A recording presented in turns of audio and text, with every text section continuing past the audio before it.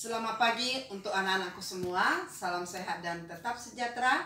Pagi ini kita belajar ekonomi bersama dengan Ibu Teder Turnip di SMA RK Serdang Murni Lubupakam dengan KD 3.3 menganalisis siklus akuntansi pada perusahaan jasa. Tujuan kita untuk mempelajari pada hari ini dengan judul kita indikator yang pertama yaitu laporan keuangan. Jadi tujuan yang pertama supaya anak didik ibu tujuan kita satu, supaya anak didik ibu dapat mendeskripsikan pengertian daripada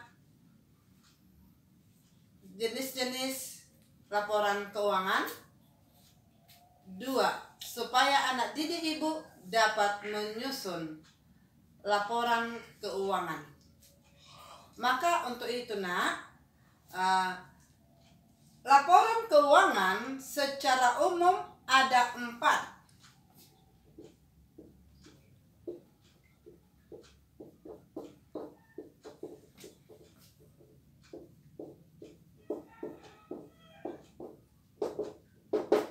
Yang pertama, laporan laba rugi. Yang kedua, laporan perubahan modal atau dikatakan ini laporan perubahan ekuitas. Yang ketiga, laporan neraca. Yang keempat, laporan arus kas. Jadi laporan laba rugi adalah laporan keuangan,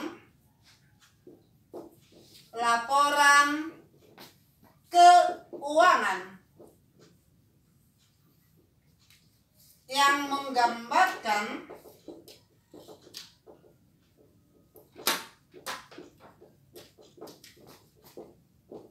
posisi keuangan perusahaan, apakah berlaba atau rugi. Oke. Jadi inilah laporan laba rugi. Apakah perusahaan itu berlaba atau rugi? Itu dapat dicari dengan rumus laba atau rugi sama dengan pendapatan dikurangi dengan beban-beban. Oke. Nah, jadi jika pendapatannya lebih besar daripada beban-beban,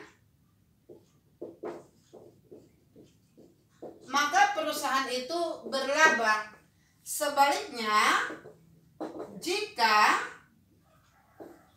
pendapatan lebih kecil daripada beban-beban, maka perusahaan itu rugi. Ya.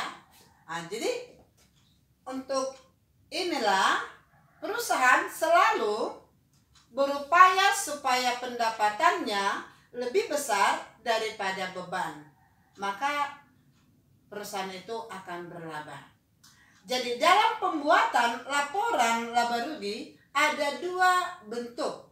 Satu dikatakan berbentuk single step, artinya perusahaan itu tidak membedakan apakah pendapatan dari dalam perusahaan atau dari luar perusahaan. Yang kedua, laporan laba rugi berbentuk multiple step, artinya perusahaan itu membedakan mana pendapatan dari luar perusahaan dan mana pendapatan dari dalam perusahaan, dan dibedakan juga beban-beban atau biaya yang dari perusahaan dan biaya dari luar. Bisa dipahami anak-anakku? Oke, kalau kurang nanti japri Ibu melalui WA. Oke, perhatikan nak, di sini ada usaha salon cantik neraca saldo disesuaikan per 31 Desember 2019 ya. 2019. Oke, jadi kita disuruh membuat laporan laba rugi. Ya. Yang kedua, membuat laporan perubahan modal. Jadi, kalau kita mau membuat laporan laba rugi, kita ambil tadi bentuk yang pertama, tidak usah kita bedakan apakah pendapatan dari perusahaan dari dalam atau dari luar. Kebetulan usaha salon cantik ini hanya satu pendapatannya. Baik, jadi cara membuat laporan laba rugi, yang pertama kita tuliskan dulu nama perusahaannya. Oke, nama perusahaannya usaha salon cantik. Kemudian kita buat bentuk laporannya ya, laporan laba rugi. Selanjutnya kita buat di sini periodenya.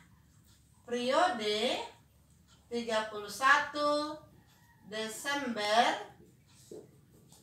2019. Jadi kita buat yang pertama adalah komponen-komponen dalam laporan laba rugi.